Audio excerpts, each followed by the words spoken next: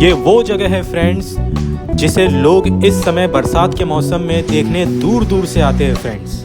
ये है कनेरी केव्स, जहाँ इस समय वाटरफॉल की कमी नहीं है, चारों बाजू वाटरफॉल ही वाटरफॉल है। अगर आप इसका पूरा वीडियो देखना चाहते हैं तो मैंने डिस्क्रिप्शन में इसका लिंक दे दिया है।